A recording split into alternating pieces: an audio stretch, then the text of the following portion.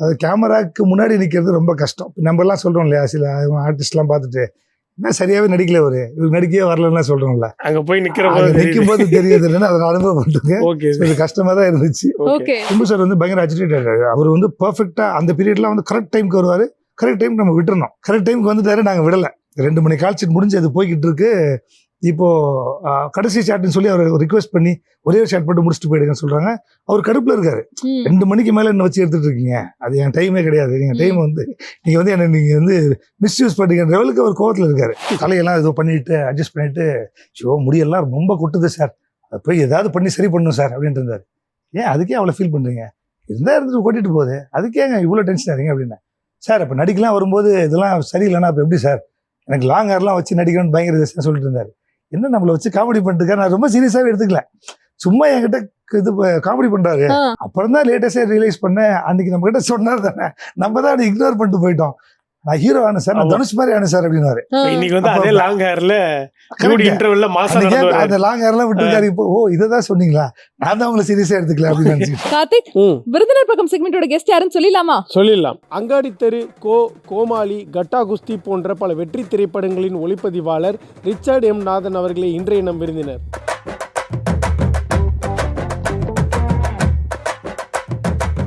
வணக்கம் சார். வணக்கம். எப்படி இருக்கீங்க? நல்லா இருக்கீங்க. நீங்க எப்படி இருக்கீங்க? சூப்பரா இருக்கும் சார். சற்றென்று மாறுது வானிலை படம் ரிலீஸ் ஆகி நல்ல வரவேற்பு பெற்றிருக்கு. நீங்க வந்து ஒரு ஒளிப்பதிவாளர் அப்படின்றத சொல்றதுக்கு முன்னாடி நடிகரா நீங்க நடிச்சிருக்கீங்க, அதுக்கு ஒரு முதல் வாழ்த்துக்கள் சார். அந்த படத்துல அது எப்படி சார் நடந்துச்சு, அதோட ஆரம்பிக்கணும்னு நினைக்கிறேன் சார். நான் வந்து 2-3 படத்துல நடிச்சிருக்கேன். அந்த 2-3 படமும் பை ஆக்சிடென்ட் தான், என்னுடைய சாய்ஸ் அது கிடையாது. இந்த படமும் அப்படிதானா? இதுவும் அப்படிதான். இது வந்து ஆக்சுவலா அந்த கேரக்டர் வந்து சரவண சுப்பையா சார் பண்ணணும். அவர் தான் எல்லாம் கன்ஃபார்ம் பண்ணி வச்சிருந்தாங்க. 4 அன்னைக்கு ஷூட்டிங்கு.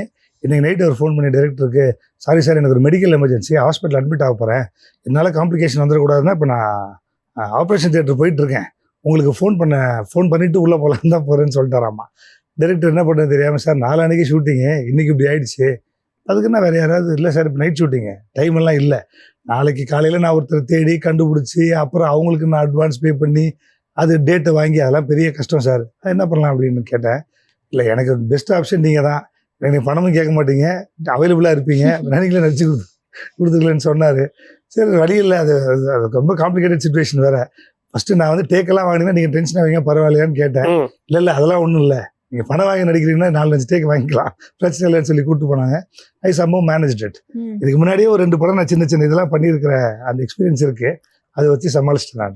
எப்படி இருந்துச்சு சார் ஃபர்ஸ்ட் டேக்கே? ஓகே பண்ணிட்டாரா டைரக்டர், இல்ல வந்து இல்ல இன்னும் ஆக்டிங் பத்தல அப்படிங்கிற மாதிரிலாம் சொன்னாரா? கொஞ்சம் அதாவது கேமராக்கு பின்னாடி இருக்கும்போது அது ரொம்ப ஈஸியா இருக்குங்க. நான் நிறைய இதுல என்ன இது கூட வராதம்மா அவருக்கு இத்தனை டேக்லாம் வாங்குறாரு அப்படின்னா டென்ஷன் ஆகும் நமக்கு. ஏன்னா ஒரு கமிட்மெண்ட் இருக்கும், இந்த சீனை இன்னைக்குள்ள முடிச்சு ஆகணும்னு ஒரு இது இருக்கும். யாராவது ரொம்ப சொதப்பிட்டாங்கன்னா பயங்கரமா கோவம் வரும் நமக்கு, ஏன்னா நம்ம அடுத்த சீனை முடிக்கணுன்ற அந்த டென்ஷன்ல இருப்போம். ஸோ அந்த காம்ப்ளிகேஷன் வந்து நீங்கள் கேமரா முன்னாடி நிற்கும் போது தான் தெரியும். அதாவது பின்னாடிலேருந்து என்ன வேணா சொல்லிடலாம், லுக்கே எனக்கு கஷ்டமா இருக்கும். அது கட்டுன்னு சொல்றதுக்கு முன்னாடி டைலாக் பேசி முடிச்சு நான் வேற இடம் திரும்பிடுவேன்.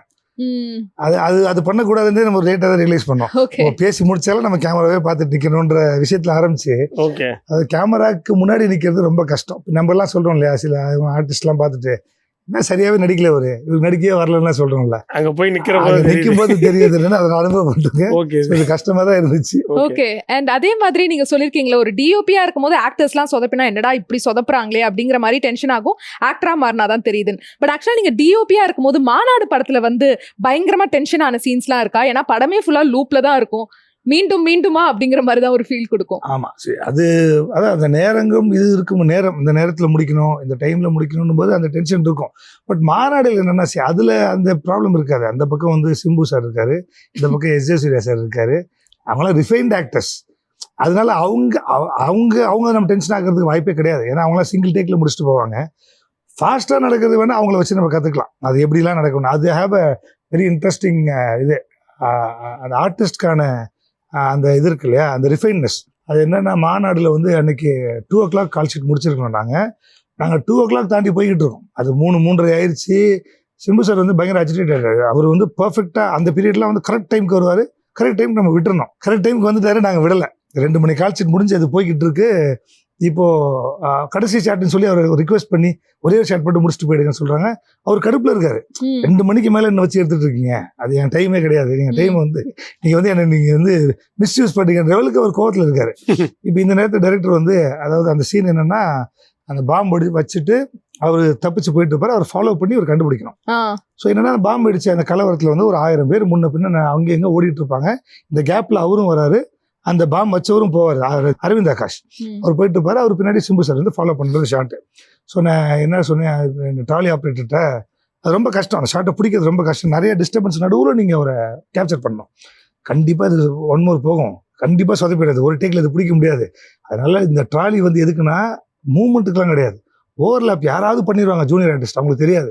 அந்த நேரத்தை நீ தாண்டா பார்த்து அட்ஜஸ்ட் பண்ணி என்னை காப்பாற்றிருந்தா 1 more கேட்டால் ரொம்ப அசிங்கமாயிரும் அப்படின்னு சொல்லிட்டு என்ன பண்ணேன், அசோசியேட் கிட்ட இன்னொரு கேமரா கொடுத்து அவரை வந்து அவர் கிம்பிள் கொடுத்து அவரை ப்ரொஃபைல் வச்சுட்டேன்.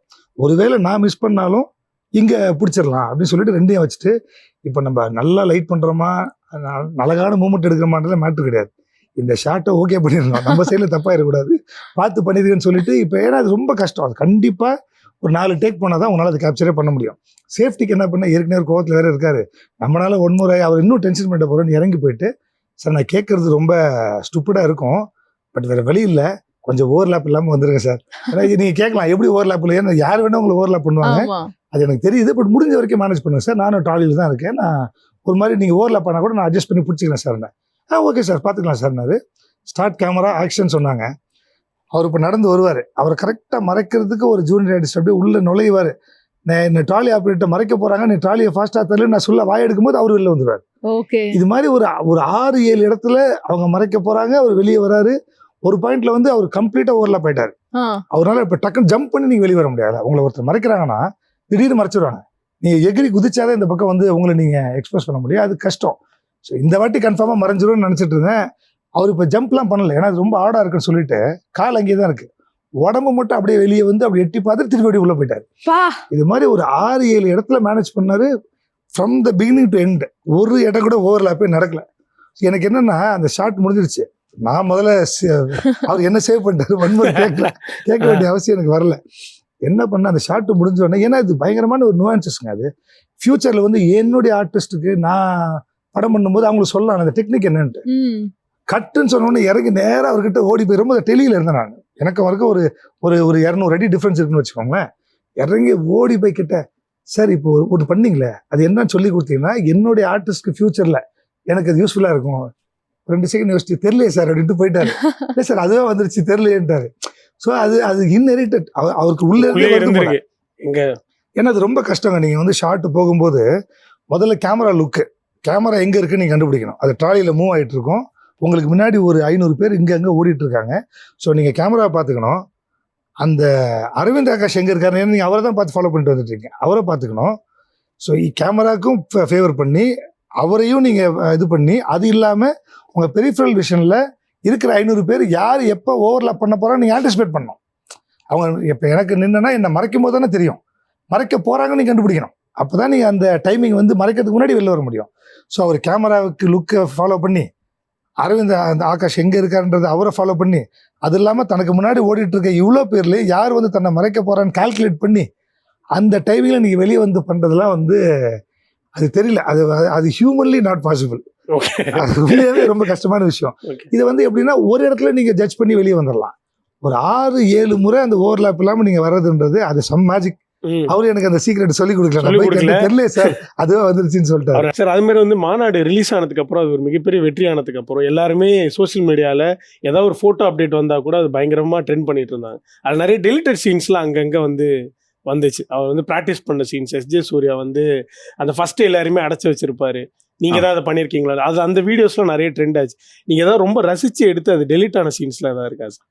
இல்ல, மாநாடு டெலிட் பண்ற லெவலுக்கு நாங்க எடுக்கல. நீங்க பார்த்து டெலிட்டட் சீன்ஸ் கிடையாது, அது பிஹைண்ட் தி சீன்ஸ் தான் எல்லாமே. என்ன எடுத்தபோது படத்துல வந்துச்சு, ஏன்னா நான் எடுத்தது ரொம்ப கம்மி தான். அந்த படம் பிளான் வந்து இனிஷியலா அந்த படத்தை சைன் பண்ணும்போது என்ன சொன்னாங்க, ஒரு பெரிய லெவல்ல பெரிய ஸ்கேல்ல ஒரு படம் பண்றோம், எவ்வளவு நாள் சார் ஷூட்டிங் கேட்டேன், 90 days சொன்னாங்க. ஸோ 90 daysக்கு ஏற்ற மாதிரி நான் சம்பளம்லாம் பேசியிருந்தேன். சரி பெரிய படம் ரொம்ப நாள் வேலை செய்யணும் அப்படிலாம் ஃபிக்ஸ் பண்ணி வச்சிருந்தோம். அதுக்கப்புறம் தான் நாங்கள் 20ல் ஆரம்பித்தோம் அந்த படம் ஆரம்பித்து 3 மாதத்துல கோவிட் வந்துருச்சு.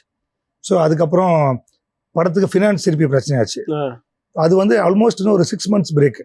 கோவிட்ல பிரேக் விழுந்து, அப்புறம் நாங்கள் திருப்பி இதில் பிரேக் விழுந்து, அப்புறம் வரும்போது ப்ரொடியூசர் சொல்லிட்டாரு, என்கிட்ட அவ்வளோ பணம்லாம் கிடையாது, இதுதான் பட்ஜெட், இவ்வளோ தான் ஷூட்டிங் டேஸ், 90ல் நீங்கள் பண்ண முடியாது, என்ன பண்ணீங்களோ தெரியாது, படத்தை எடுக்கின்றாரு. ஸோ அதனால அந்த மாநாடு போர்ஷன் இருக்கு இல்லையா, அந்த பாம்பு அடிக்கும், அந்த கட்சி மீட்டிங் நடக்கும் இல்லையா, இனிஷியல் பிளான் வாஸ் 30 days ஒரிஜினலாக அவங்க போட்டிருந்தது. அது வந்து அப்புறம் குறைஞ்சி கோவிட் வந்ததுக்கப்புறம் சரி இது 15 வச்சுக்கலாம் அப்படின்னு சொன்னாங்க. 15ல் முடிச்சிடலாம். 15க்கு ப்ரொடியூசர் வந்து முடியாதுன்ட்டாரு. 10ல் முடிக்க ஏதாவது வழி இருக்கா பாருங்கன்னாரு. அப்புறம் 10க்கு நாங்கள் ஸ்டோரி போர்ட்லாம் போட்டு எல்லாம் பண்ணி அதை முடிக்கும் போது 7 நாள் கடைசியில் நீங்கள் அந்த மாநாடு மொத்த போர்ஷன் 7 நாள் தான் எடுத்திருந்தோம். ஸோ அதனால டிலீட் நிறையா எடுத்து அதை வைக்காம விடுறதுக்கெலாம் அந்த படத்தில் பட்ஜெட்டும் கிடையாது, எங்களுக்கு நேரமும் கிடையாது. கடைசியில் 90 நாளில் வந்து நாங்கள் 63 நாளில் முடிக்க வேண்டியதாக இருந்துச்சு. 63 தான் இந்த படம் நீங்க பாக்குற ஃபுட்டேஜ் வந்து 63 days. அவர் வந்து இடையில டிரான்ஸ்ஃபர்மேஷன் வேற பண்ணிட்டு வந்தாரு. அதுக்கு முன்னாடி நீங்க ஒரு செட் ஆஃப் போர்ஷன் எடுத்தீங்க.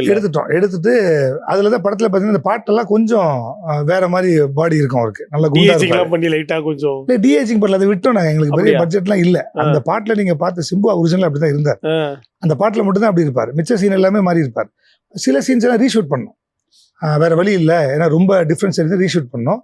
ஒரு சில சீன் மட்டும் விட வேண்டியதாக போயிடுச்சு. ஸோ அந்த ரீஷூட்ன்றது ஒரு 6-7 நாள், அதுக்காக அந்த அவருக்கு கொஞ்சம் ஒல்லி ஆனதுனால அதை திருப்பி பண்ணோம். மொத்தமாக சேர்த்து ரீஷூட்லாம் சேர்த்திங்கன்னா 67 நாள் அந்த படம். 63 இனிஷியல் இது, அந்த ரீஷூட் இன்னும் கொஞ்சம் ஒரு 4-5 days ஆச்சு, மொத்தம் 67.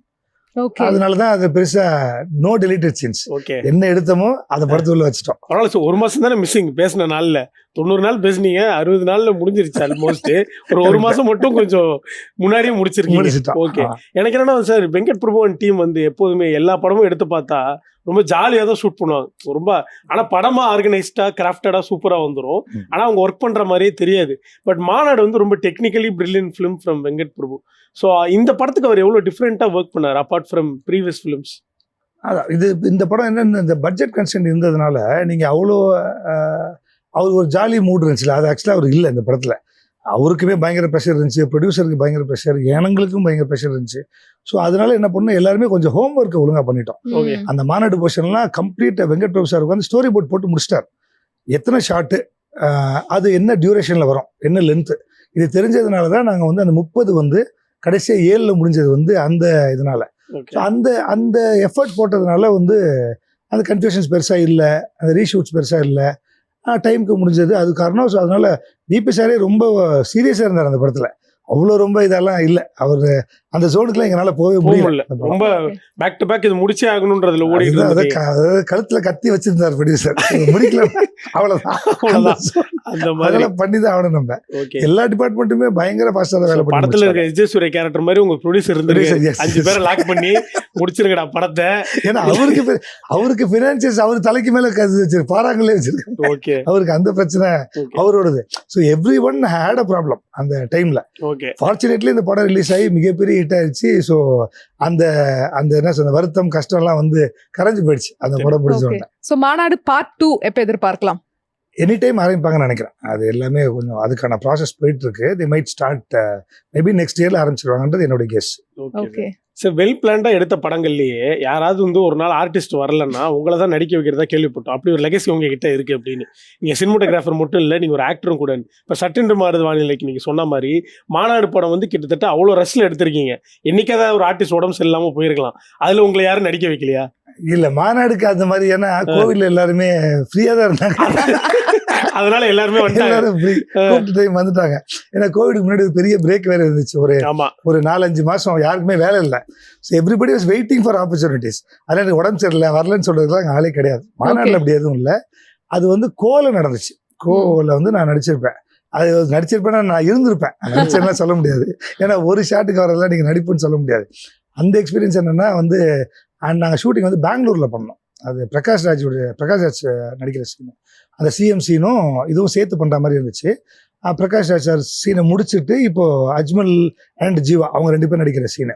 ஆனால் சார் ரொம்ப தெளிவாக என்ன சொல்லியிருந்தாரு, முன்னாடி சொல்லியிருக்காருன்னா சிஎம்மோட செக்யூரிட்டிஸ் அந்த பீரியட்ல 2010-11 பீரியட்லாம் வந்து டவுன் சவுத்தில் இருப்பாங்களாமா. திருநெல்வேலி மாதிரி ஒரு ஆளை பிடிச்சிக்கோ, நல்ல ஹைட் வெயிட்டாக இருக்கணும், கருப்பாக இருக்கணும், அவங்க தான் செக்யூரிட்டியாக வேணும்னு சொல்லியிருந்திருக்காரு. ஷூட்டிங் இப்போ எல்லாம் ரெடி, ஷார்ட் வைக்கணும், எங்கே அந்த ஆளை கூப்பிட்டுனா அசிஸ்டன்ட் டைரக்டர்ஸ் வந்து மறந்துட்டாங்க. ஆஸ் யூஷுவல் மறந்து உள்ளூர் ஆளை யாரையும் ரெடி பண்ணி கூப்பிட்டு வந்துட்டாங்க. ஸோ பெங்களூர்ல இருக்கிற ஒரு ஹிந்திக்காரர் நல்லா ஃபேரா இருக்காரு, அதாவது கருப்பா ஹைட்டா கூட்டு வராருன்னா இவனுக்கு வந்து ஃபேரா கூட்டு வந்து நிப்பாட்டாருங்க. அதை பார்த்துட்டு பயங்கர டென்ஷன் ஆயிட்டாரு. சரி பரவாயில்ல, டைலாக் பேசினாரு. சார் சார் சொல்ல கேட்காம அவர் உள்ள வந்துட்டாருன்னு சொல்லணும். சார் சொல்ல கேட்காம நான் கோலை வெறி ஆயிட்டாரு. அவர் இருக்கிற கோவத்துல இப்ப கமிட்மெண்ட்ல அந்த சீனை முடிச்சாகணும். அந்த கோவத்துல என்ன திரும்பி பார்த்துட்டு அடுத்து என்ன ஷார்ட் சொல்ல போறாரு வெயிட் பண்ணிட்டு இருந்தேன். அப்படியே பார்த்துட்டு போய் முடி வெட்டிட்டு வா அப்படின்னாரு. சரி எதுக்கு சார், நான் முடி வெட்டிட்டு வாடா அப்படின்ட்டு போயிட்டாரு. சரி என்ன கட்டிங் சார், போலீஸ் கட்டிங் சொல்லி அப்படின்ட்டு போயிட்டாரு. அங்கே இன்ஃபேக்ட் முடிவெட்டுற கடையே ரொம்ப தூரத்தில் இருந்துச்சு. நாங்கள் ஒரு ரொம்ப ரிமோட்டான இடத்துல ஷூட் பண்ணோம். வண்டி எடுத்துட்டு ஹேர் கட்லாம் பண்ணிட்டு வந்தேன்.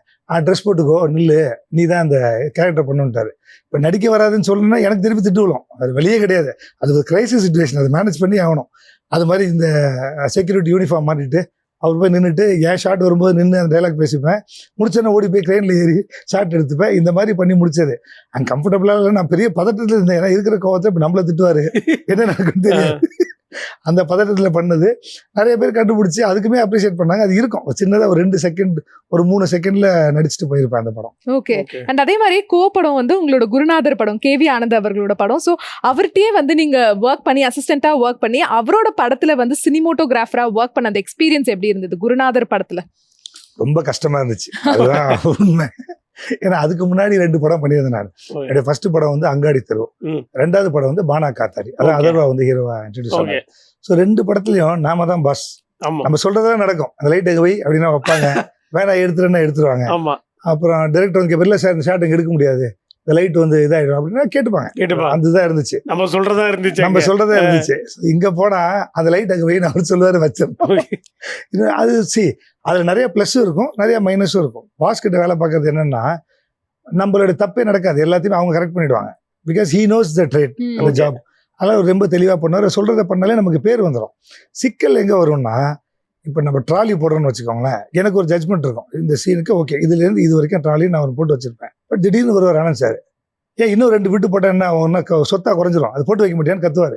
ஐயோ இன்னும் 2 பிட்டுன்னு அந்த ஜாயிண்ட் ஆகி ஆட் பண்ணும் இல்லையா, போட்டு வச்சுக்கணும் போல உங்களுக்கு அந்த கான்ஃபிடென்ஸே இருக்காது. அடுத்ததுல என்ன பண்ணுவேன், சரி நம்ம சேஃப்டிக்கு அது 2 தான் தேவைப்படும், ஒரு 4-5 ட்ராக்கை போட்டு வச்சுருவேன், எங்கனாலும் போய்க்கலான்ட்டு. திடீர்னு வந்து பார்ப்பாரு, இருக்கிற பக்கத்து வீட்டு வரைக்கும் போட்டுறேன், அது வரைக்கும் போயிடறேன், ஏன்டா அது இவ்வளோ தானே தேவை, திருப்பி கத்துவார். ஸோ அவரு இப்போ ஒரு பாயிண்ட் மேலே என்ன ஆகிடும்னா ட்ராலி வந்து இப்போ 5 பிட்டு போடணுமா இல்லை 2 பிட்டோட டிபார்ட்மெண்டே உங்களுக்கு கான்ஃபிடன்ஸ் வரும். ஸோ பதட்டத்திலே அது படம் முடிகிற வரைக்கும் அது இருக்கும். ஸோ இந்த மாதிரி பல சிக்கல்கள் உங்களுக்கு வரும்.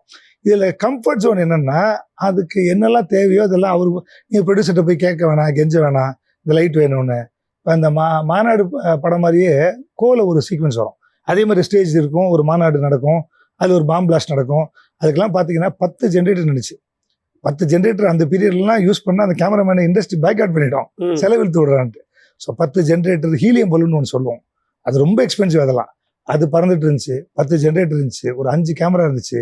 இது எல்லாமே அவரே சொல்லி ப்ரொடியூசர்கிட்ட பேசி உங்களுக்கு வாங்கி ரெடி பண்ணிடுவார்.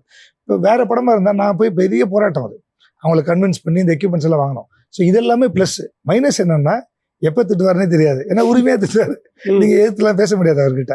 ஸோ 2மாவே இருந்துச்சு. அது ரொம்ப கஷ்டமான ப்ராசஸ் தான். 2 படம் எவ்வளோ ஜாலியாக இருந்துச்சோ அது மாதிரி இல்லை. ஆனால் அதோடைய இது உங்களுக்கு எப்போ நீங்கள் அதோடைய இதை என்ஜாய் பண்ணுவீங்கன்னா அந்த படம் ரிலீஸ்க்கு அப்புறம். ஓகே, அது நான் பண்ணதுலேயே மிகப்பெரிய பிளாக் பஸ்டர் அந்த படம், அவ்வளோ பெரிய ஹிட்டு. ஸோ அது வந்து கண்டிப்பாக அது என்னால் நடக்கல, அது ஆனந்த் சார்னால மட்டுமே நடந்த ஹிட். அந்த விஷுவல் குவாலிட்டிக்கு எல்லாமே அவர் தான் பொறுப்பு, நான் ஒன்றும் பெருசாலாம் பண்ணல. ஸோ அது அந்த கஷ்டத்துக்கான பலன் வந்து படம் ரிலீஸ்க்கு அப்புறம் நடந்துச்சு. ஓகே, ஸோ அதில் எல்லாரும் பாராட்டுறப்ப ஓகே நம்ம நல்ல ஒர்க் பண்ணிருக்கோம், அதை பொறுத்துக்கலாம்னு தோணும். நம்ம இந்த எக்ஸாம் எழுதுறப்ப நம்ம சாரே பக்கத்தில் வந்து நிற்கிற மாதிரி இருந்துச்சு சார். ஆமாம், இன்ஃபேக்ட் அடுத்த படம் வந்து அவர் பண்ணார் இல்லையா, கோக்கு அப்புறம் அவர் பண்ண படம் வந்து மாற்றான். அவர் என்ன கேட்கவே இல்லை, அவர் ஏஜிஎஸ்ல போய் டெக்னீஷியன் லிஸ்ட் எல்லாம் கொடுத்துருக்காரு, எல்லாம் என்னுடைய அக்ரிமெண்ட் அங்கே ஏஜிஎஸ்ல ரெடி ஆயிடுச்சு. அப்போ அடுத்த படத்துக்கு இந்த படத்தையே எப்படி முடிக்கிறதுன்னு தெரியாம தடவிட்டு இருக்கேன் அவர்கிட்ட. முடிச்சுட்டு அவருடைய அசோசியேட் அப்போ டிகே கார்த்திக்னு சொல்லி அவர் படங்கள்லாம் பண்ணியிருக்காரு. அவர் வந்து என்ன அடுத்த படமும் நீ தான் போல இருந்துச்சு அப்படின்னாரு. அடுத்த படம் யார் சொன்னா, இந்த படம் முடிக்கிறது போதுனாரு. உனக்கு தெரியாதா அக்ரிமெண்ட்லாம் ரெடி ஆயிடுச்சு, ஏஜிஎஸ்ல சூர்யா சார் நடிக்கிறாரு, நீ தான் கேமராமேன் அடுத்த படம்ட்டாங்க. நான் நேரம் ஆனந்த் சார்ட்ட போயிட்டு, சார் நான் அடுத்த படம் பண்ணல, ஏன் எதுக்கு பண்ணல அப்படின்னாரு. சொல்லலாம் முடியாது, ரொம்ப எனக்கு ப்ரெஷர் ஆகுதுன்ட்டு. இல்லை சார் நான் ஒரு பொண்ணை லவ் பண்ணிட்டு இருக்கேன், வீட்டில் போய் சொல்லுவேன், அதுவே பெரிய பூகம்பம் அடிக்கும். அது என்ன ஆகும்னு எனக்கு தெரியல. என்னால 2 பிரச்சனையும் ஒரே நேரத்தில் ஹேண்டில் பண்ண முடியாது சார், அதனால நான் அந்த பிரச்சனையை ஹேண்டில் பண்ணிக்கிறேன். ஒரு காரணத்தை போட்டு இல்ல உண்மையாவே நான் வந்து என்னுடைய ஒய்ஃப் வந்து அப்பதான் லவ் பண்ணிட்டு இருந்த பீரியடு, பெரிய பிரச்சனை நடந்து அதுக்கப்புறம் அவங்கள தான் நான் கல்யாணம் பண்ணேன்னு வச்சுக்கோங்க. அந்த பிரச்சனையை சொல்லி மாற்றான்ல இருந்து நான் எஸ்கேப் ஆகி ஓடி வந்துட்டேன். நீங்க பண்ண வேண்டியது நான் பண்ணிருக்கேன். ஓகே என்ன சார் இப்படி சொல்லிவிட்டீங்க. ஓகே பட் நம்ம அதுல பாக்குறப்போ எனக்கு சும்மா ஒரு காமன் ஆடியன்ஸா நிறைய சும்மா டவுட்லாம் இருக்கு. ஜீவா சார் வந்து இந்த ஓப்பனிங்ல வந்து பைக்ல மேல போய் போட்டோலாம் எடுத்துட்டு இருப்பாரு மேல நின்று. அதுல இந்த லென்ஸ் திருப்பி ஒண்ணு எடுப்பாருல்ல சார், இந்த சைட்ல இருக்கிற மாதிரி எங்கேயோ எடுக்கிற மாதிரி, அது ஆக்சுவல் லென்ஸ். ஆக்சுவலா அந்த படத்துக்கு நான் தான் கேமராமேன். எனக்கு அப்படி லென்ஸ் இருக்கிறதே தெரியாது. ஏன்னா எங்க சினிமா எடுக்கிறதுக்கு அந்த லென்ஸ்லாம் தேவைப்படாது, எங்களுக்கு அவசியம் இல்லை இல்லையா. ஆனந்த் சார் வந்து போட்டோ ஜேர்னலிஸ்ட். அவர் வந்து நிறைய அவங்க அந்த பீரியட்லாம் ரொம்ப ரிஸ்கியா இருக்குமா. இன்ஃபேக்ட் அங்க நடந்த பல சீன்ஸ் வந்து ஆனந்த் சாருக்கே நடந்திருக்கான். ஒரு முறை என்ன பண்ணிருக்கேன், அது ஒரு மேகசின்ல கூட வந்துச்சு, நான் அதை படிச்சிருக்கேன். ஆனந்த் சார் இன்டர்வியூல இவங்க இந்த அவங்களுடைய ரிப்போர்ட்டர்ஸ் எல்லாமே சேர்ந்துட்டு ஏதோ ஒரு அங்க இருக்கிற ஒரு அரசியல்வாதிக்கு அகேன்ஸ்டா ஒரு ப்ரூஃப் கிடைச்சிருக்கு, அதெல்லாம் போட்டோ எடுத்துட்டு கார்ல ஏறி தப்பிச்சு வந்தாங்களாம். பின்னாடி இன்னொரு கார்ல அவங்க துரத்தி அவங்கள வழிமறைச்சி இந்த கேமராவெல்லாம் பிடுங்கி அதெல்லாம் அந்த அப்போ தெரியும் அவங்களுக்கு ஃபில்ம் எடுத்து எக்ஸ்போஸ் பண்ணிட்டீங்கன்னா அது எக்ஸ்போஸ் ஆகிடும். அதுக்கப்புறம் நீங்கள் டெவலப் பண்ணிங்கன்னா அதில் படம் வராது.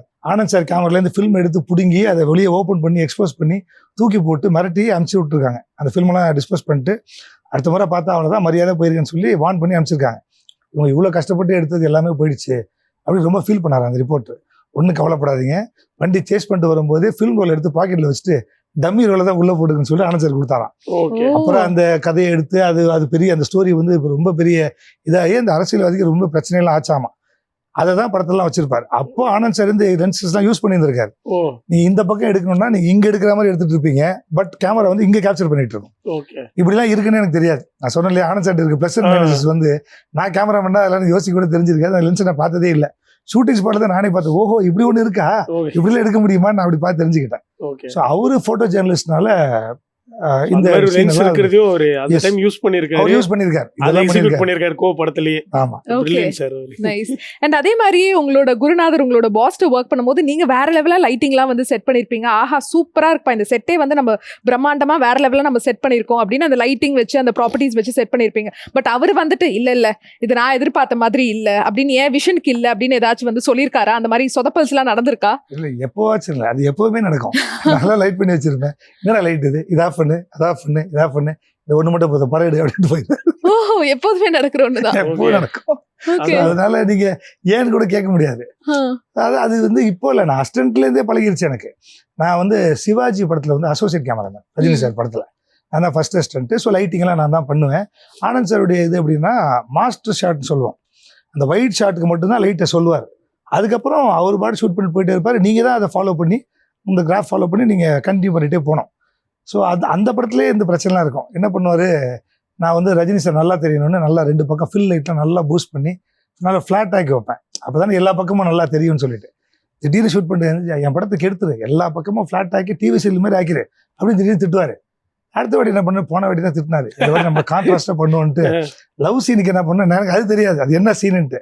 இப்போ ரஜினி சாருக்கு வந்து ஒரு சைடு தான் ஃபேஸ் தெரியும், ஒரு சைடு டார்க்காக இருக்கும். அந்த மாதிரி ஃபுல் கான்ட்ராஸ்ட் லைட் பண்ணி வச்சிருப்பேன். திருப்பி எங்கேருந்து வந்து பார்ப்பாரு, பார்த்துட்டு அதுக்கு திருப்பி திட்டுவார், ஃபில்லெல்லாம் வைக்க மாட்டியா, லைட்டெல்லாம் எதுக்கு வச்சிருக்கேன், அதெல்லாம் வாடகை கொடுத்து சும்மா வண்டியில் வச்சுப்பேன், இறக்கிட்டு ஃபில் ஆன் பண்ணுறான்னு. ஸோ ஒரு பாயிண்ட்ல நான் என்ன ஆகிட்டேன்னா, சரி இப்படியும் திட்டாரு அப்படியும் திட்டாரு, நம்ம 2க்கு ரெடி ஆயிடும்னு சொல்லிட்டு என்ன பண்ணுவேன், 2 லைட்டை வச்சு அதை ஆன் பண்ண மாட்டேன், அதை ஆஃப்லேயே வச்சிருப்பேன். அவர் டக்குன்னு திட்ட ஆரம்பிக்கும் போது புரிஞ்சுப்பேன், சார் ரெடி தான் சார் வச்சிருக்கேன், இன்னும் ஆன் பண்ணல, இந்த இப்போ ஆன் பண்ணா ரெடி ஆகிடுவாங்க, அது ஆன் ஆகிட்டு இருக்குன்னு சொல்லிட்டு சுவிட்ச் ஆன் பண்ணிடுவேன். அவர் திருப்பி திட்டுற மாதிரி பார்த்தானா, இல்லை சார் நான் ஆன் பண்ணி எரிதான் பார்த்துட்டு ஆஃப் பண்ணிக்கலான்னு இருந்தேன், நீங்க அதுக்குள்ள கட்டி இந்த பாருங்க ஆஃப் பண்ணிருக்கீங்க, ஆஃப் பண்ணிடுவேன். ஸோ 2 லைட் எப்பயுமே எங்க மெயூன்ல சொல்லிடுவேன் அசிஸ்டன்ஸ், டே அது ஆனும் ஆஃப் ஆனும் அதுக்கு மாதிரி ரெடி பண்ணி வச்சுக்கோ அப்படின்னு சொல்லிட்டு தான் அசிஸ்டன்ட்டாவே நான் அவர் ஹேண்டில் பண்ணியிருந்தேன். ஸோ கேமராமேனே அதே டெக்னிக் தான். திட்டினாரா, இல்லை சார் நான் அடுத்ததுக்காக ஆன் பண்ணேன்னு போய் சொல்லுவேன், வேற ஒன்று சமாளிப்பேன். அது இருந்துகிட்டே இருக்குங்க. சரி நீங்கள் உங்கள் பாஸ்க்கு வேலை செய்யும்போது அவங்க அட்வான்டேஜ் எடுத்துப்பாங்க. வேற எந்த கேமராமேன் இருந்தாலும் அவர் கத்த மாட்டார், திட்ட மாட்டார், அது உரிமை தானே. நீங்கள் வந்து சின்ன வயசுலேருந்து அவர் கூடவே வளர்ந்து வந்திருக்கீங்க. ஸோ அதை நீங்கள் பேர் பண்ணி தான் ஆகணும். ஸோ எவ்ரிடே அது எல்லா சீன்லையும் நடந்துகிட்டே இருக்கும். லென்ஸ் வந்து பிளாக் லென்ஸ் போடுவேன், எதுக்கு போட்டேன், ஜூமை மாற்றினுவார், மாற்றிடுவேன், ஏன்னு கேட்க மாட்டேன். ஜூம் போட்டிருப்பேன், இதுக்குடா ஜூம் போட்டேன், பிளாக் மாற்றினுவார், மாற்றிடுவேன். ஸோ அப்படிதான் அந்த படம் ஃபுல்லாகவே போச்சு. ஒரு மறக்க முடியாத ஒரு முரட்டுத்தனமான திட்டு ஏதாவது ஞாபகம் இருக்கா சார் அவர்கிட்ட இருந்து வாங்கினது? இருக்கு, எனக்கு படம் ஆரம்பிச்சு 4வது நாள் நினைக்கிறேன். நான் என் வேலையை ரொம்ப தெளிவாக பண்ணிட்டேன். ஆஸ் யூஷுவல் அவங்க டிபார்ட்மெண்ட், அவங்க அசிஸ்டன்ஸ் எல்லாம் சரியா வேலையை பண்ணல. அவருடைய வீடு, ஜீவா சாருடைய வீடு அது வீட்டில் அந்த வைன் ஊற்றி ஏதோ கத்திரிக்காயெல்லாம் சமைப்பாங்க. Okay, if I'm not wrong, அந்த சீன் எடுத்துட்டு இருந்தாங்க. நான் என்ன பண்ணேன், வழக்கம் போல இவங்க ஏதோ சொதப்பிட்டாங்க. அவருக்கு என்னன்னா அசிஸ்டன்ட் டைரக்டர்ஸ் பண்ற தப்பையும் என்னதான் கத்துவார், அசிஸ்டன்ட் கேமரா பண்ற தப்பையும் என்னதான் கத்துவார். இந்த கார்த்திக் படத்துல ஒரு ஜோக்கு மாதிரி எனக்கு நீ தானே அசிஸ்டன்ட் அப்படி எல்லாத்துலயும் நான் தான் வாங்குவேன். அன்னைக்கு ஃபர்ஸ்ட் ஷாட் இது பெரிய சொதப்பல், வர வேண்டிய ஆர்டிஸ்ட் வரலையோ, காஸ்டியூம் தப்பா கொடுத்துட்டாங்களோ, பயங்கர டென்ஷன்ல சுத்திட்டு இருக்காரு ஆனந்த் சார். எனக்கு ஃபர்ஸ்ட் ஷாட் சொன்னாரு, நான் லைட் எல்லாம் பண்ணி கிரேன் எல்லாம் போட்டு மேலே ஏறி உட்காந்து மேலே இருக்கேன். அந்த டென்ஷன்ல வந்துட்டு அவருக்கு யாரை கத்துறதுன்னு தெரியல. இப்போ அசிஸ்டன்ஸ் எல்லாம் ஓடி போயிட்டானுங்க, யாருமே பக்கத்துல இல்லை, நான் மட்டும் தான் இருக்கேன். பார்த்துட்டு மேலே என்ன பண்ணிருக்கேன்னாரு, sir train shot ready sir, லைட்லாம் பண்ணிட்டேன். லைட் பண்ணா போய் உட்காந்துருவியா, இறங்கடா போய் அடுத்த ஷாட் லைட் பண்ணுறாட்டு போயிட்டாரு. அடுத்த ஷாட் எப்படி லைட் பண்றது எனக்கு புரிஞ்சிச்சு. அவர் இருக்கிற கோபத்தை யார் மேலே காட்டுறதுன்னு தெரியல, அதனால என் மேலே காட்டுவாருன்ட்டு. அதுக்கப்புறம் நான் ஒரு டெக்னிக் புரிஞ்சுக்கிட்டேன். ஆனந்த் சார் முன்னாடி எல்லாம் முடிச்சுட்டு போய் உட்காரவே மாட்டேன், பேக்ரவுண்டில் சுற்றிட்டே இருப்பேன். அவர் என்னடா ரெடியான்னு கேட்குற வரைக்கும் பேக்ரவுண்ட் சும்மா சுற்றிட்டு இருப்பேன். ரெடினதுக்கப்புறம் வந்து உட்காந்துட்டு ரெடி சார்னேன். ஏன்னா அவருக்கு அதான் பிடிக்குதுன்னு தெரிஞ்சிருச்சு. அவருக்கு என்னன்னா நான் வேலை செய்கிறேன், நம்ம ஸ்டூடெண்ட் ரொம்ப சின்சியராக இது வேலை பண்ணிட்டு இருக்கான் அப்படின்னு. நான் பாதி நேரம் வேலை செஞ்சதை விட அவர் முன்னாடி வேலை செய்கிற மாதிரி நடிச்சது ரொம்ப ஜாஸ்தி. உங்க பாஸ் கேவி ஆனந்த் சார் இப்போ எவ்வளோ மிஸ் பண்றீங்க? கண்டிப்பாங்க. இது என்னதான் ஷூட்டிங்ல வந்து நம்மளை திட்டுவார் கத்துவார்னு சொன்னாலுமே அந்த உரிமை இருக்குல்ல, அது வந்து எல்லாராலையும் அதை பண்ண முடியாது. நம்ம அந்த இடத்த கொடுக்கவே மாட்டோம். அது ஒன்று இருக்கு. அந்த படத்துக்கு அப்புறம் ஒரு 2-3 படம் கூப்பிட்டாரு, என்னால் போக முடியல, டேட்ஸ் பெரிய பிரச்சனையாக இருந்துச்சு, பண்ணலை. அவர் இன்ஃபேக்ட் கோவிட்ல அவர் இறக்குறதுக்கு ஒரு 2 மாதம் முன்னாடி எனக்கு ஃபோன் பண்ணார், இந்த படமாவது பண்ணுவியா இல்லை வழக்கம் போல காரணம் சொல்லுவியா அப்படின்னு. நான் முடிவு பண்ணிட்டேன், இப்போதான் நம்மளுமே தயாராகிட்டுமே, அவர் நம்மளை திட்டல நம்ம இருக்க மாட்டோம், நம்மளே மேனேஜ் பண்ணிவிடுவோம் சொல்லிட்டு, இல்லை சார் வேறு டேட்லாம் பிரச்சனையாக இருந்துச்சு, அதனால தான் பண்ண முடியல, கண்டிப்பாக பண்ணலாம் சார்னு சொல்லியிருந்தேன். ஆக்சுவலாக சிம்பு சார் வந்து ஹீரோவாக நடிக்கிறதா இருந்துச்சு, அவர் ஆனந்த் சார் டைரக்ஷனில். அந்த படத்துக்கு என்ன தான் ஃபைனலைஸ் பண்ணி வச்சிருந்தாரு. அவர் ஒருவேளை கோவிட்ல அந்த அவர் இறக்காம இருந்திருந்தா நான் அந்த படம் பண்ணியிருந்திருப்பேன். I was prepared. இப்போ இந்த முறை வந்து நம்ம இன்னும் வெல் எக்யூப்ட் ஆயிட்டோம், இவர்கிட்ட ஒரு படம் பண்ணிடுவோம் அப்படின்னு ரெடி ஆன, அது நடக்காம போயிடுச்சு. சார் கேவி ஆனந்த் சாருடைய ஒரு கிளிப் வந்து இப்போ ரீசெண்டாக வைரல் ஆச்சு. அவர் வந்து அந்த அயனுக்கெல்லாம் முன்னாடி வந்து சொல்லியிருப்பார், எனக்கு வந்து நிறைய இந்த மாதிரி தாட்ஸ்லாம் ஒன்லைனாக தோணுது, திடீர்னு ஸ்மக்லிங்கை பற்றி ஒரு கதை தோணுது, ஒரு ஜேர்னலிஸ்ட்டை பற்றி ஒரு கதை தோணுது. மாற்றனோட கதையை அப்போயே ஒரு ஹிண்டாக சொல்லியிருப்பார். இதெல்லாம் வந்து அவர் லேட்டராக ஒன்லைனை டெவலப் பண்ணி ஒரு வித்தியாசமான படங்களாக எடுத்து, அவர் எடுத்த படம் எதுவுமே நார்மல் படமே இல்லை, எல்லாமே பிளாக் பஸ்டர் ஆனதுக்கப்புறம் நீங்கள் அவர் கூட ஒர்க் பண்ணியிருக்கீங்க. நீங்கள் எப்போ அவரை மாதிரி டேரக்டராகி இந்த மாதிரி ஒரு கதையெல்லாம் எடுக்கணுன்ற ஒரு தாட்லாம் வந்திருக்கா? நிறைய பேர் கேட்பேன். இன்னும் நான் நிறைய ஃபர்ஸ்ட் டைம் டேரக்டர்ஸோட நிறைய படம் பண்ணியிருக்கேன். அதனாலே கேட்பாங்க, உங்களுக்கு வந்து டைரக்ஷன் இன்ட்ரெஸ்ட்டு, அதான் நீங்கள் ஃபர்ஸ்ட் டைம் டேரக்டர்ஸோட பண்ணி டைரக்ஷன் நல்லா கற்றுட்டு நீங்கள் டைரக்டர் ஆக போகிறீங்கன்ட்டு. ஆக்சுவலி அது கேட்கறதுக்கு ரொம்ப இனிமையாக இருக்கலாம். அந்த டைரக்ஷன்ற அந்த வேலை இருக்கு இல்லையா, அது அவ்வளோ ஈஸிலாம் கிடையாது. நான் வந்து ஐ டன் ஆல்மோஸ்ட் இப்போ வந்து என்னோட 27வது படம் நான் ஷூட் பண்ணிட்டு இருக்கேன். ஸோ இந்த எக்ஸ்பீரியன்ஸ் சொல்கிறேன், கேமரா எவ்வளோ கஷ்டமோ அதை விட 100 டைம்ஸ் டைரக்ஷன் கஷ்டம். அதனால மென்டலி நான் ப்ரிப்பேர்லாம் ஆகலை, எனக்கு டைரக்ஷன் வருமானு எனக்கு தெரியல. அதனால இப்போதைக்கு அந்த ஐடியா கண்டிப்பாக கிடையாது. ஓகே, 2-3 ப்ரொடியூசர்ஸ் கூட கேட்டிருக்காங்க, பண்ணுறீங்களான்னு, தயவு செஞ்சு விட்டுருங்க, இந்த வேலையை மட்டும் நான் பண்ணிட்டு போயிடுறேன்னு தான் இருக்கேன். அது ரொம்ப டஃப்பான ஜாப்ங்க. It might sound easy, but it is not. And அதே மாதிரி கோமாளி படத்தை பத்தி கண்டிப்பா கேட்காம இருக்கவே முடியாது. ஒரு சூப்பர் எப்படி சொல்றது, ஒரு என்டர்டெய்னிங் மூவி. இப்போ வரைக்கும் கூட கோமாளி படமா வாங்க பார்க்கலாம் எல்லாம் ஃப்ரெண்ட்ஸா அப்படிங்கிற மாதிரி ஒரு வைபான படம் அது. ஸோ ஆக்சுவலா பிரதீப் ரங்கநாதன் டைரக்டர், நீங்க சினிமோட்டோகிராஃபர். அவர் அப்ப இருந்ததுக்கும் இப்ப இருக்கிற அவரோட வளர்ச்சியும் பார்க்கும்போது உங்களுக்கு எவ்வளவு சந்தோஷமா இருக்கு? அவர் இந்த வளர்ச்சி வந்துருவார் எனக்கு முதல்ல தெரியுமா? தெரியும்னா நான் டைரக்ஷன்ல வருவார் நினைச்சேன். அந்த ஆக்டிங் வந்து எனக்கு பெரிய சர்ப்ரைஸ் தான். ஏன்னா நான் ஷூட்டிங் ஸ்பாட்லாம் இருக்கும்போது நிறைய முறை அவர் சீரியஸாக சொல்லியிருக்காரு, நான் தான் புரிஞ்சுக்கிட்டதே இல்லை. ஒரு முறை ரிமெம்பர் அந்த வீட்டில் ஷூட் பண்ணிட்டு இருந்தோம், யோகி பாபு சார், இவர் ஜெயம் ரவி சார் நடிக்கிற சீன் எடுத்துகிட்டு இருந்தோம். நாங்கள் திடீர்னு வந்து தலையெல்லாம் ஏதோ பண்ணிட்டு அட்ஜஸ்ட் பண்ணிட்டு, முடியெல்லாம் ரொம்ப கொட்டுது சார், அதை போய் ஏதாவது பண்ணி சரி பண்ணணும் சார் அப்படின்ட்டு இருந்தார். ஏன் அதுக்கே அவ்வளோ ஃபீல் பண்ணுறீங்க, இருந்தால் இருந்துட்டு கொட்டிட்டு போகுது, அதுக்கே இவ்வளோ டென்ஷன் ஆகிறீங்க அப்படின்னா. சார் இப்போ நடிக்கலாம் வரும்போது இதெல்லாம் சரியில்லைன்னா அப்போ எப்படி சார், எனக்கு லாங் ஹேர்லாம் வச்சு நடிக்கணும்னு பயங்கர சொல்லிட்டு இருந்தாரு. என்ன நம்மளை வச்சு காமெடி பண்ணிட்டு, நான் ரொம்ப சீரியஸாகவே எடுத்துக்கல, சும்மா என்கிட்ட இது காமெடி பண்றாரு, அவருக்கு முடி கொட்டுது போல, அதை வந்து நான் நடிக்கலாம் வரும்னு கதை விடுறான்னு நினச்சிட்டு நான் அதை இக்னோர் பண்ணிட்டு அடுத்து நான் சீரியஸாக கேட்டு கூட இல்லை, உண்மையாகவே நடிக்கலாம் அப்படின்னு நான் கேட்கவே இல்லை. அவர் வந்து டைரக்டராக தான் ரொம்ப பெரிய டைரக்டர் ஆகும்னு நினச்சிட்டு இருக்காருன்னா என்னுடைய இது. அப்புறம் தான் லேட்டஸ்டாக ரியலைஸ் பண்ணேன், அன்னைக்கு நம்ம கிட்ட சொன்னார் தானே, நம்ம தான் அதை இக்னோர் பண்ணிட்டு போயிட்டோம். நான் ஹீரோ ஆனேன் சார், நான் தனுஷ் மாதிரி ஆனேன் சார் அப்படின்னாரு.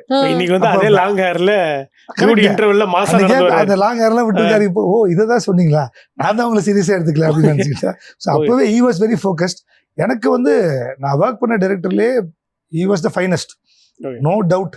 ரொம்ப கிளாரிட்டி, நாங்கள் என்ன டேட்ல சொன்னோமோ அந்த டேட்ல இந்த படத்தை முடிச்சிட்டோம், எந்த கன்ஃபியூஷன்ஸ் வந்ததே கிடையாது. ஸோ அதனால என்ன நினச்சேன்னா you would become a very good டிரெக்டர்ன்றது என்னுடைய பிலீஃபாக இருந்துச்சு. I never expected you would enter acting and இந்த லெவல் பண்ணுவார்னு. அவர் சொன்னதை நான் தான் சீரியஸா எடுத்துக்கல. ஸோ ஒருவேளை நீங்க சீரியஸா எடுத்துக்காம அவர் இக்னோர் பண்ணதுனால தான் லவ் டுடே உங்களை கூப்பிடலையா சார் அவரு? இல்ல அப்படி இல்ல, அந்த படம் பட்ஜெட்டா கொஞ்சம் சின்ன பட்ஜெட் படம், அது காரணமா இருந்திருக்கும். அண்ட் அதே மாதிரி இப்போ இந்த சோஷியல் மீடியாலலாம் வந்து பயங்கரமா ஆர்டிஸ்ட் எல்லாம் டேக் பண்றது ஈஸி ஆயிடுச்சு. முன்னாடிலாம் நீங்களே வந்து சொன்னீங்க ஒரு படத்தோட விமர்சனம்னா இந்த டீ ஷாப்ல நடக்கும், ஃப்ரெண்ட்ஸா கேங்கா வந்து பேசுவாங்க அப்படின்னு. பட் இப்போ சோஷியல் மீடியா வந்ததுக்கு அப்புறமா படம் நல்லா இருக்குனாலும் வந்து டேரக்டர் டிஓபி எல்லாம் வந்து டேக் பண்ணி வந்து புகழறாங்க. படம் நல்லா இல்லைனாலுமே டேரக்டர் டிஓபி எல்லாம் வந்து டேக் பண்ணி கழுவி ஊத்துறாங்க. இதை நீங்க எப்படி பாக்குறீங்க? அது ஒரு நல்ல சைன் கண்டிப்பா கிடையாது. என்னன்னா நீங்க கழுவி ஊத்துறன்னு சொன்னீங்க இல்லையா, அந்த திட்டுறது வந்து தப்பே கிடையாது. அது எதுக்கு நம்ம பண்ணணும்னா அவங்கள சரி பண்றதுக்காக இருந்தா ஓகே, அது பிரச்சனையே இல்லை. இதெல்லாம் தப்பா இருக்கு, நீங்க சரி பண்ணிக்கணும்ன்றது வந்து மிஸ்டேக்ஸை சரி பண்றதுக்கு நம்மளுடைய சஜஷன்ஸ் சொல்றது. கலாய்க்கிறது வேறல, சும்மா அவங்கள போட்டு புள்ளி பண்றதுன்றது. அண்ட் முன்னாடி அது நடக்காது. அது முன்னாடி நாங்க ஸ்கூல் படிக்கும்போது என்ன பண்ணுவோம், ஸ்கூல் முடிச்சுட்டு சாயந்தரம் ஒரு பஜ்ஜி கடையில் போய் நிப்பாட்டுவோம். அந்த பஜ்ஜி ஆர்டர் பண்ணிட்டு இன்னைக்கு நீ பில் கொடு, நாளைக்கு நான் பில் கொடுக்குறேன்னு சொல்லிட்டு சாப்பிட்டுட்டு எங்களுக்குள்ள சண்டை நடக்கும். சூப்பர் ஸ்டார் பெரியாளா, உலகநாயகன் பெரியாளான்னு மாற்றி மாற்றி சண்டை போட்டுப்போம். முடிச்சுட்டு அந்த அரை மணி நேரத்துக்கு கான்வர்சேஷன் முடிஞ்சிடும். அதுக்கப்புறம் சாப்பிட்டுட்டு படிச்சுட்டு அடுத்த வேலையை பார்க்க ஆரம்பிச்சிடும். இன்னைக்கு என்ன ஆகுதுன்னா, நாங்கள் அந்த டீ ஷாப்பில் பேசிக்கிறோம்ல, அந்த அரை மணி நேரம் கான்வர்சேஷன், அது எங்கள் 4 பேருக்குள்ள மட்டும்தான். நாங்கள் வந்து அந்த அவ்வளோ பெரிய ஹீரோ என்ன வேணா சொல்லி திட்டலாம், அவருக்கு பிடிக்காத ஹீரோ இவன் என் ஃப்ரெண்டு என்ன வேணா சொல்லி திட்டுவான். அது எங்கள் 4 பேரோட முடிஞ்சு போயிடும். அந்த டீ போட்டுட்டு இருந்தாலும் அவர் கூட காது கொடுத்து கேட்க மாட்டார், போயிடும். இப்படி தான் இருந்துச்சு உலகம். இப்போ என்ன ஆகுதுன்னா, அந்த 4 பேர் இருக்காங்களே அவங்க அந்த ஆக்டரை டாக் பண்ணி அவரை கண்ணா பின்னான்னு திட்டி, ஸோ அதனால என்ன நடந்துட போகுது, ஆக்டர் மாறிட போறாரா இல்லை சிச்சுவேஷன் மாறிட போறா, அப்படி ஒன்றுமே கிடையாது. So it's better we know our limits. அந்த சோஷியல் மீடியா பிளாட்ஃபார்ம் ரொம்ப ஆக்சசிபிளாக இருக்குன்றதுக்காக யாரை வேணா டாக் பண்ணி என்ன வேணா திட்டி என்ன வேணா இப்போ ஜெயம் ரவி அவருடைய லைஃப்லாம் பார்த்துட்டு இருக்கேன் நான். கோமாளியில் அவர் தான் நடிச்சார். ஸோ என்ன ஆயிருதுன்னா, everybody had become a judge. Supreme கோர்ட்ல ஹைகோர்ட்ல இருக்கிற ஜட்ஜை விட இங்க நம்மளுடைய சொசைட்டில வந்து அவ்வளவு பேர் இருக்காங்க, ஆளாளுக்கு சர்டிபிகேட் எழுதி சோஷியல் மீடியால அவங்க எல்லாரும் அவங்க பர்சனல் ஒப்பீனியனை ஒருத்தர் மேல ஜட்ஜ் பண்ணி போடுறாங்க. உங்களுக்கு ஜெயம் ரவி யாருன்னு நேரில் நீங்க பார்த்ததே இல்லை, உங்க ஒய்ஃபே நம்ம பார்த்ததே இல்லை. Why should be judge? நம்ம ஏன் கருத்து சொல்லணும்? சொல்லவே கூடாது. ஆக்சுவலா அதை பத்தி நம்ம பேசவே கூடாது, அதை கடந்து போயிடணும். அது அவங்களுடைய பர்சனல் லைஃப், அவங்க அதை சார்ட் அவுட் பண்ணிப்பாங்க, ஏதோ பண்ணிப்பாங்க. ஆளாளுக்கு கீழே போய் இவரை திட்டி ஒரு குரூப், அவங்க சப்போர்ட் பண்ணி ஒரு குரூப், இதை சினிமாக்கு பண்ணாலுமே தப்பு தான். ஆக்கப்பூர்வமாக ஒரு படம் நல்லா வர்றதுக்கு சஜஷன்னா தாராளமாக நம்ம கொடுக்கலாம் இல்லையா, அது பிரச்சனை இல்லை. படம் நல்லா இல்லைன்னா அது நம்ம சரியில்லை இப்படி பண்ணிருக்கலாம்னு சொல்றது வேற, விமர்சனம் வேற, திட்டுறது வேற. இல்லை நமக்கு யார் அந்த உரிமையை கொடுத்தது, யாரை வேணா திட்டலான்னு. அது இப்போ ரொம்ப ஈஸி ஆயிடுச்சு. I don't think it is a good sign for the society. But inevitable, என்ன சொல்றது, இக்னோர் பண்ணவே முடியாது. அது இருக்கு, அது இருக்கும், அவ்வளவுதான். அதோட தான் நம்ம அடாப்ட் ஆக பழகிக்கணும். இப்போ நான் சொல்றதுனால எல்லாரும் நிப்பாட்டிட போறாங்களா என்ன, என்ன டாக் பண்ணி திருப்பி 4 பேர் என்ன கூட திட்டுவாங்க. You can't help it. அதே மாதிரி இப்போ உங்களுக்கு ரீசெண்டாக ஒரு சம்பவம் நடந்துச்சு. இப்போ கோ வந்து அவங்க வந்து டீகோட் பண்ணி ஒரு போஸ்ட் போட்டிருந்தாங்க. ஜீவா அவர்கள் வந்து ஒரு ஹை ஜம்ப் பண்ணுற ஒரு பர்சனாக இருப்பார், அதை தான் கிளைமேக்ஸில் அவர் பண்ணியிருக்காரு. கேவி ஆனந்த் வந்து பயங்கரமாக டீகோட் பண்ணி இதை வந்து பண்ணியிருக்காரு, நம்ம தான் கவனிக்காமல் விட்டோம். அஜ்மல் பாக்ஸராக காட்டுறாங்க, கிளைமேக்ஸில் ப்ரீ கிளைமேக்ஸில் பார்த்தா அவர் தான் வந்து செகண்ட் ஹீரோயின் வந்து பஞ்ச் பண்ணி கொலை பண்ணுறாருன்ற மாதிரி இவ்வளோ டீட்டெயிலாக இருக்குன்ட்டு. அதில் நீங்கள் போட்ட ஒரு கமெண்ட்டுக்கு உங்களை திட்டி நிறைய பேர் போட, நீங்கள் ஜென்யூனாக போட்டிருந்தீங்க. அந்த கதையை பற்றி சொல்லுங்கள். அந்த டேக் பண்ணி ஒருத்தர் போட்டிருந்தாரு. அப்போ பார்க்கும்போது தான் அந்த பாட்டில் வந்து ஜீவா சார் வந்து ஹை ஜம்ப் பண்ணுற மாதிரி ஒரு ஷார்ட் எடுத்திருப்பேன். அது எடுத்திருந்தேன்.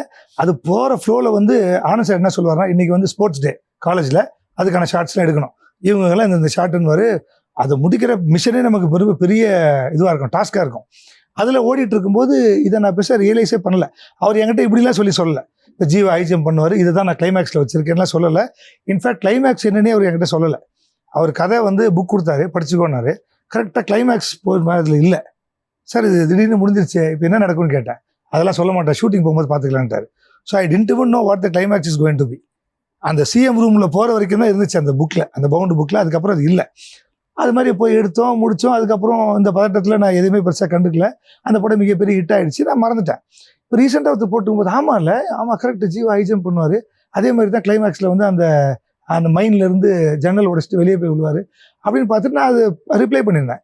இந்த படத்தோட டிபி நான் தான், பட் எனக்கே அது தெரியல, ரொம்ப சர்ப்ரைசிங்காக இருக்குது, என் பாஸ் வந்து இவ்வளோ சூப்பராக யோசிச்சிருக்காருன்னு போட்டிருந்தேன். அது கீழே ஒருத்தர் கமெண்ட் பண்ணியிருந்தார், ஆர் யூ ஸோ டம் அப்படின்னு போட்டிருந்தார். அவ்வளோ முட்டாளா நீ இது கூட தெரியாமல் எடுத்திருக்கேன்ட்டு. அதுக்கு ரிப்ளை பண்ணியிருந்தேன், at that point of my career, yes, I was dumb and I'm not ashamed to accept my ignorance அப்படின்னு போட்டிருந்தேன். அந்த நேரத்தில் நான் டம்மாக தான் இருந்திருக்கேன், அதை ஒத்துக்கிறதுல எனக்கு பெரிய இதெல்லாம் கிடையாது, பெரிய அவமானங்கள்லாம் ஒன்றும் கிடையாதுன்னு போட்டிருந்தேன். அதுக்கு கிட்டத்தட்ட ஒரு 300-400 பேர் லைக் எல்லாம் போட்டிருந்தாங்க.